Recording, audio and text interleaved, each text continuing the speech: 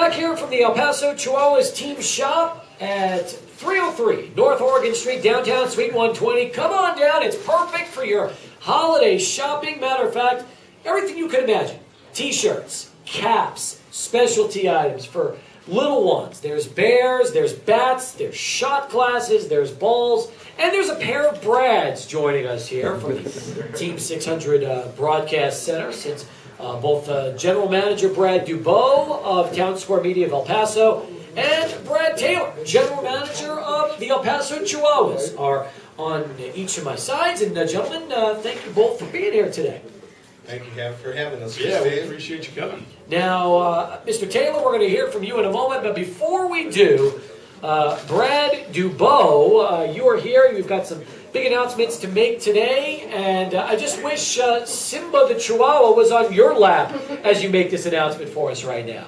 That dog's been on my lap plenty of times, and it's my daughter's dog, and she's fiercely loyal to that. So basically, we're all here today.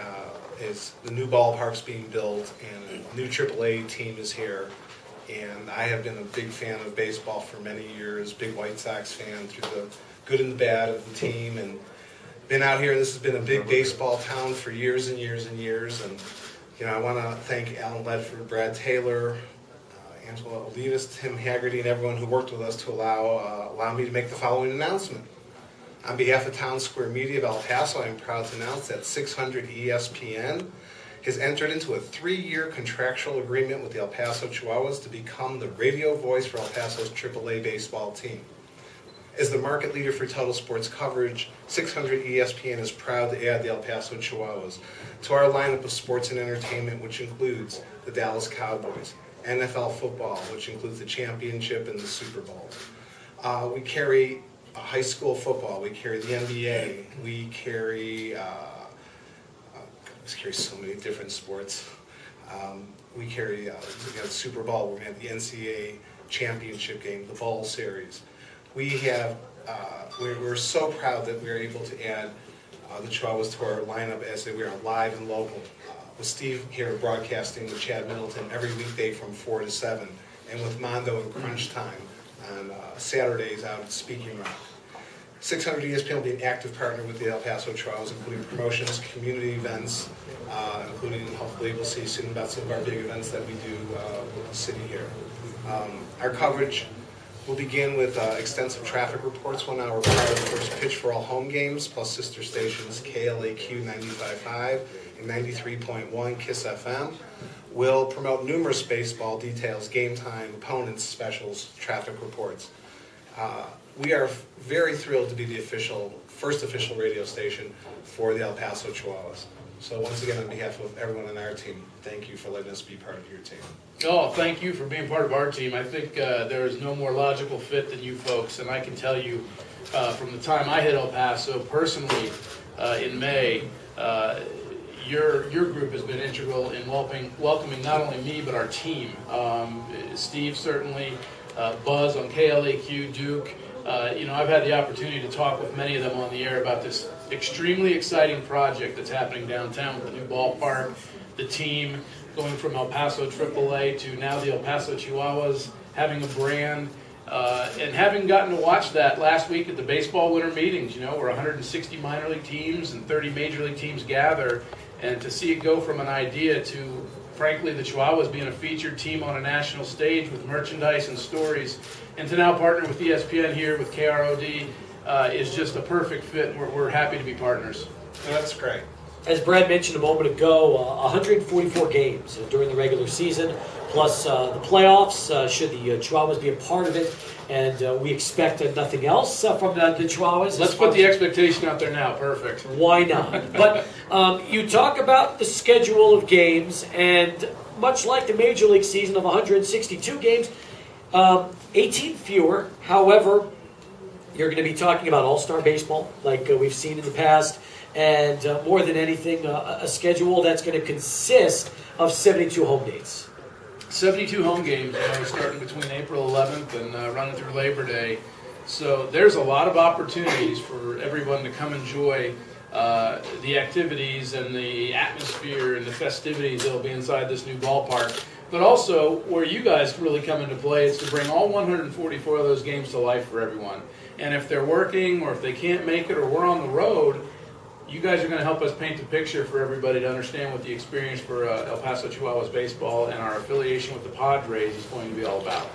For people that have not had a chance to hear him yet, and we're going to bring Tim on in our second hour of this show, what can you tell everybody about your lead play-by-play broadcaster, Tim Haggerty? He's a pretty good guy. He's been 11 years in the business, and I'm half joking. Tim's a great guy that has worked his way through baseball, and I think he'd probably tell you he's got a great opportunity here in front of him, broadcasting AAA baseball from a new ballpark downtown. And to be able to do it on airwaves like ESPN's, that's a pretty prominent thing. But I think one thing I can say about Tim is not only is he a great radio guy, he's a published author.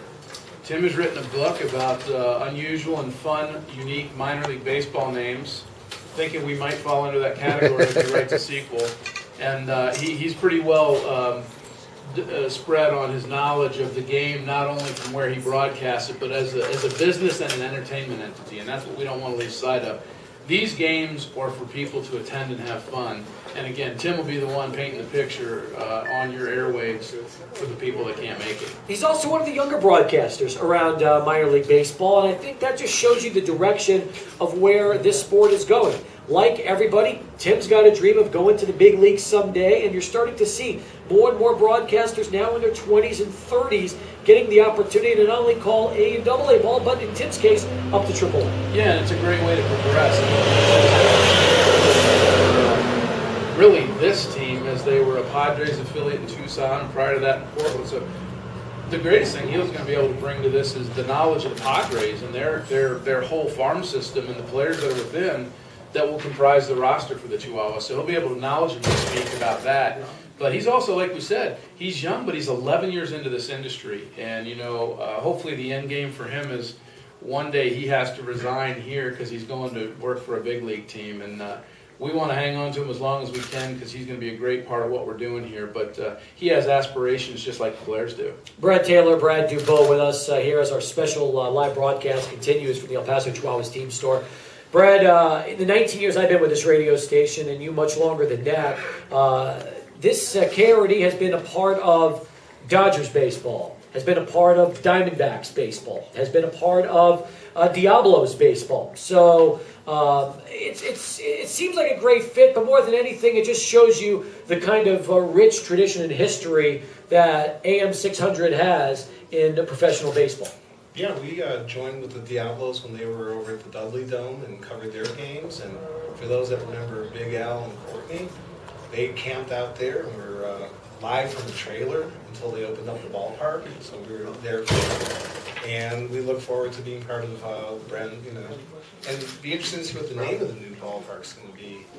I don't know if they've got that yet, but that's, I guess, one of the next things coming up. That's a good question. There are ongoing discussions. Also, no comment, you're not going to leak anything. I just gave you a comment. I said there's ongoing discussions. Yeah, I mean, obviously, we're very fortunate to have significant interest from multiple parties on that, and I think people see the power of not just the Chihuahuas, but this downtown ballpark. It's going to help do so much for this city. It's going to be a community center, fun things to do in the ballpark, non-game days, help charities, just have a great place to gather for people. And I think you're going to find a lot of people who come down here for the games are going to stay here after the games for downtown entertainment. And I think it's something that had to happen. There are a lot of people who are not giant fans of it.